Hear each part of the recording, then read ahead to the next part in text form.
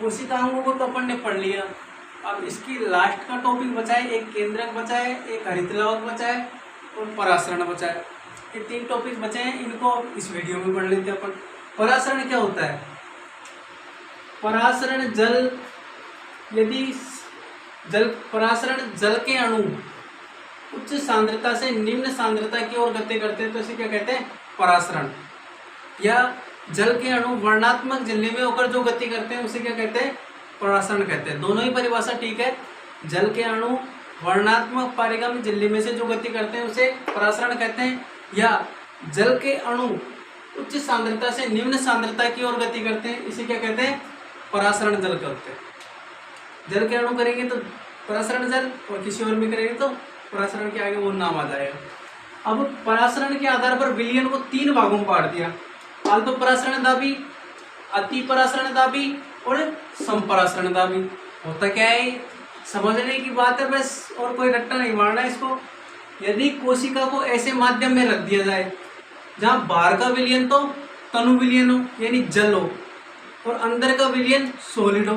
जैसे अपन ने एक तो ले ली किशमिश और बाहर ले लिया जल, और उनको रात भर रख दिया, तो ये जो जल है किसके अंदर प्रवेश कर जाएगा? किशमिश के अंदर प्रवेश कर जाता है, तो किशमिश भूल जाती है। उस विलयन को क्या कहते हैं? अल्प परासरण दाबी। अब परिभाषा किस तरह से देंगे अल्प परासरण दाबी विलयन की? यदि कोशिका को ऐसे माध्यम में रख दिया जाए जिसमें बाहर का विलयन तनु या हल्का गाढ़ा हो, जिससे जल कोशिका के अंदर प्रवेश कर जाता है, जिससे कोशिका फूलकर मोटी हो जाती है, ऐसे विलयन को क्या कहते हैं? अल्प परासरण दाबी। अति परासरण दाबी क्या बोला हुआ है? यदि कोशिका के बाहर का विलयन, इसका जस्ट अपोजिट है, यदि कोशिका के बाहर का विलयन सांद्र हो और अंदर का विलयन, कोशिका का विलयन कैसा हो? गाढ़ा, तो कोशिका के अंदर से जल कहाँ जाएगा? बाहर। ऐसे विलयन को क्या बोलेंगे? अति परासरण दाबी। उदाहरण दो, कवचित अंडे या अंगूर, दोनों हो सकते हैं इसका। संपरासरण दाबी विलयन, यदि कोशिका को ऐसे माध्यम में रख दिया जाए, क्या? यदि कोशिका को ऐसे माध्यम में रख दिया जाए जहाँ बाहर की सांद्रता और अंदर की सांद्रता समान हो, ऐसे विलयन को क्या कहेंगे? संपरासरण दाबी। दोस्तों वीडियो पसंद आ रही हो तो लाइक एंड शेयर करना जरूर से जरूर। दोस्तों अब एक संरचना बची अपनी केंद्रक, इसके बाद अपन हरितलवक पढ़ लेंगे। केंद्रक कोशिका का सबसे महत्वपूर्ण अंग है। जैसे हमारी बॉडी को कंट्रोल कौन करता है? मस्तिष्क। वैसे कोशिका का कंट्रोलर किसे कहा जाता है? केंद्रक को, क्योंकि केंद्रक ही सब कुछ करवाता है कोशिका से। जो कुछ कार्य होंगे वो केंद्रक अपनी अपनी सोच को पटकेगा। जैसे अब इसके भाग कौन कौन से होते हैं? जो बाहर की झिल्ली होती है केंद्रक की, उसको क्या बोलेंगे? केंद्रकीय झिल्ली। अब इसके अंदर जो द्रव भरा रहेगा उसको इसी के नाम पे होगा, केंद्रकीय द्रव।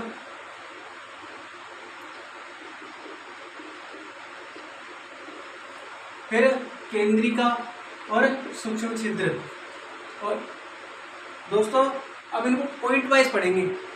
केंद्रक में लिखना है, केंद्रक कोशिका का सबसे महत्वपूर्ण हिस्सा है, इसे निम्न भागों में बांटा गया है। पहले लिखो केंद्रक झिल्ली। यह एक दोहरी झिल्ली होती है जो कोशिका केंद्रिक की झिल्ली के अंदर बने पदार्थों को एक साथ इकट्ठा रखने का कार्य करती है। कौन? केंद्रक झिल्ली। फिर आता है कोशिकीय द्रव्य। कोशिकीय द्रव्य ऐसा द्रव्य जिसके अंदर प्रोटीन, न्यूक्लियस और क्रोमोसोम, ऐसा द्रव जो केंद्रकीय झिल्ली से परिबद्ध होता है और जिसके अंदर प्रोटीन, न्यूक्लियस और क्रोमोसोम पाए जाते हैं, उसे केंद्रकीय द्रव्य कहते हैं। इसके अंदर एक गोल संरचना पाई जाती है जिसे केंद्रिका कहते हैं। अब केंद्रिका पॉइंट ले लो तीसरे नंबर पे। केंद्रक के अंदर एक छोटी सी गोल रिक्तिका पाई जाती है या संरचना पाई जाती है जिसे केंद्रिका कहते हैं। फिर सूक्ष्म छिद्र, ये कोशिका से पदार्थों का आवागमन करने के लिए होते हैं। अब दोस्तों एक पॉइंट और बच जाता है इसके अंदर, क्रोमोसोम।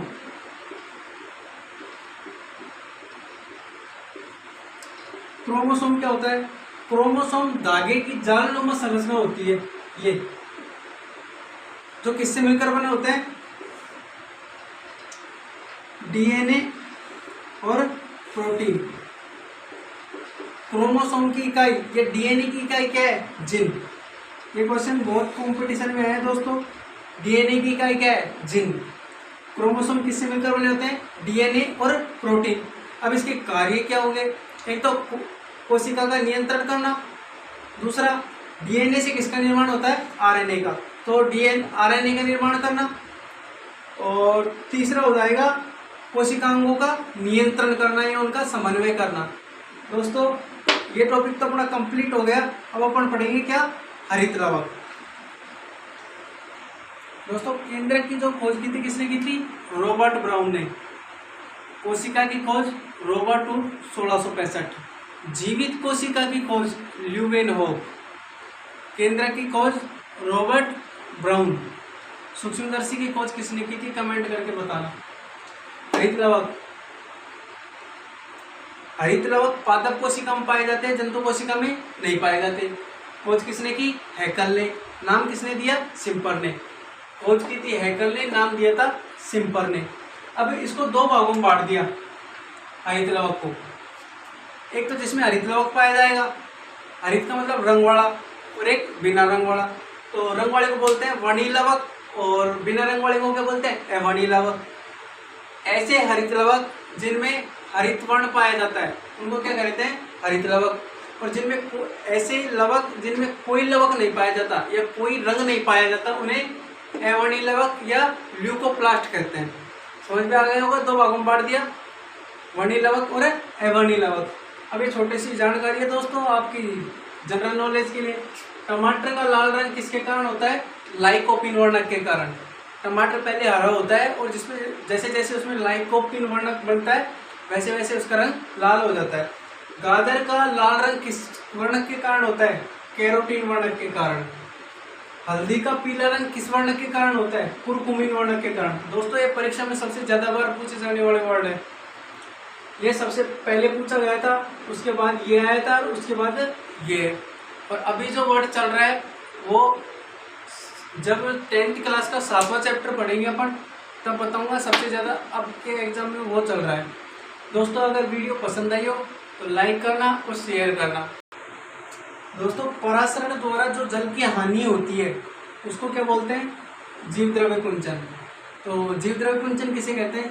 ये कोशिका में परासरण द्वारा जल की जो हानि होती है उसे क्या कहते हैं? जीव द्रव्य कुंचन। दोस्तों 5वें चैप्टर की वीडियो कंप्लीट हो गई। अब अपन 6ठा चैप्टर की बात करेंगे, कुत्ता किया टिश्यू। मुझे नहीं लगता आपके एग्जाम तक पूरी वीडियो डल पाएगी। फिजिक्स की लगभग डाल दूंगा शायद। आज एक पार्ट हो गया, डेरिवेशन की कल डल जाएगी, उससे अगली वीडियो जल्दी डालूंगा। दोस्तों अब की बार पीछे रह गए अपन। और यदि वीडियो साफ नहीं आ रही हो तो तीसरा ऑप्शन है सेटिंग का, उसमें जाके हाई क्वालिटी पिक्चर पे क्लिक कर देना, वीडियो बिल्कुल क्लियर हो जाएगी। दोस्तों अभी तो मेरे पास यही सुविधा है, इसी से वीडियो बनाऊंगा। और जैसे जैसे मेरी वीडियो के सब्सक्राइबर बढ़ेंगे वैसे वैसे ही पैसे आएंगे और क्वालिटी में सुधार लूँगा।